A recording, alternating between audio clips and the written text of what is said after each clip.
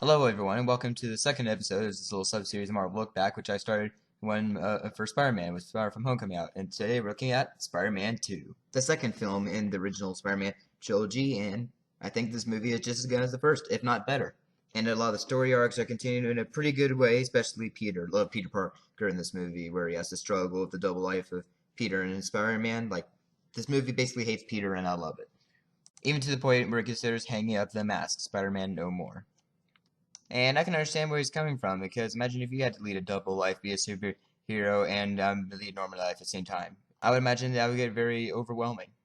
And Harry has a pretty good continuing story where he's now a new owner of Oscorp and he's just trying to be successful like his father would have wanted and searching for Spider-Man. And Mary Jane was fine, but yeah, this is kind of where she starts to become a little bit too much of a drama queen. And am I the one that kind of feels bad for the Jamesons at the end after they ditched him at the wedding? I mean, I'm happy that she went for Peter and all, but still, poor Jamesons. Prepared a nice wedding just for the bride not to show up. And I forgot to mention last time, I do really enjoy Aunt May in this series, especially in this movie where she's mourning over the loss of the band and getting behind on financial bills and whatnot. And she almost has nearly the same issues as Peter, but it's more of a struggle for her. And you can really tell she cares for Peter at the same time. And love seeing when he finally reveals to her his secret, and her reaction is so realistic. And she also motivates him later. So J. Jonah Jameson continues to be hilarious, along with this one coworker. Also forgot to mention Hoffman, who is actually, fun fact, played by the director's brother, Ted Raimi. Doc Ock, I actually think might be one of our best Spider-Man villains. I almost don't even really think of him as evil per se, but just a failed scientist who just wanted to get his experiment done and kind of goes to the extreme to get it done. I love some of the early scenes with him and Peter because the two of them really are good and together, and he really seems likable.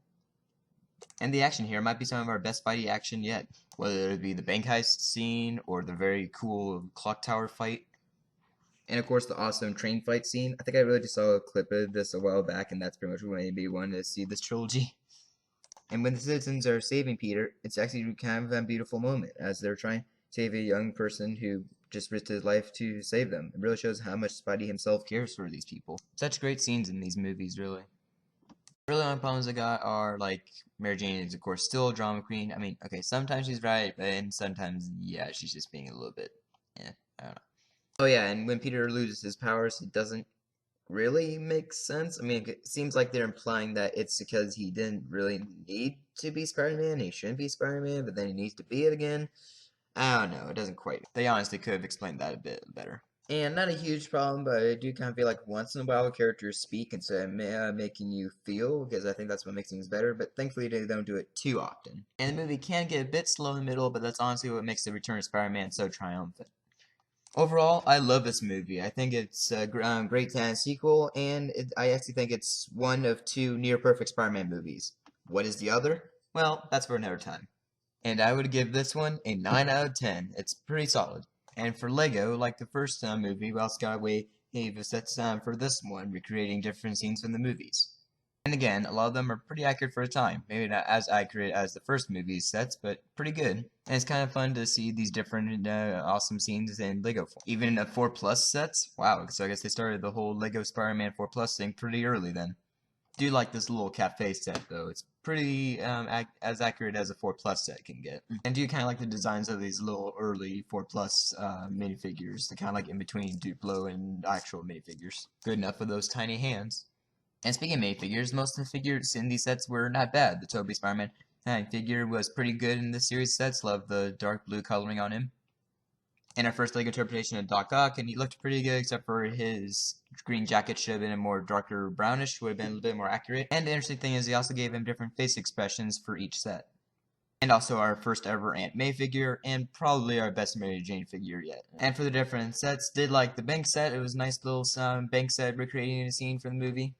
And the train set was pretty good, just kind of wish there was more to the train. Just seemed a bit too small of a set for which was supposed to be the big fight scene of the movie, you know.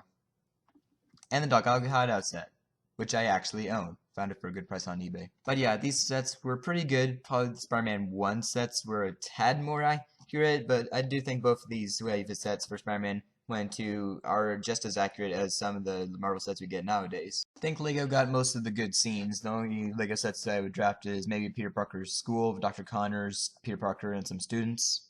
A medium-sized Spider-Man vs. Doc Ock clock tower fight, maybe in a similar style to the Hogwarts clock tower, and an air train set that's a little bit more bigger and accurate and has more to it. Yeah, seriously, if this set came out today, I probably would have bought multiple copies and make it bigger.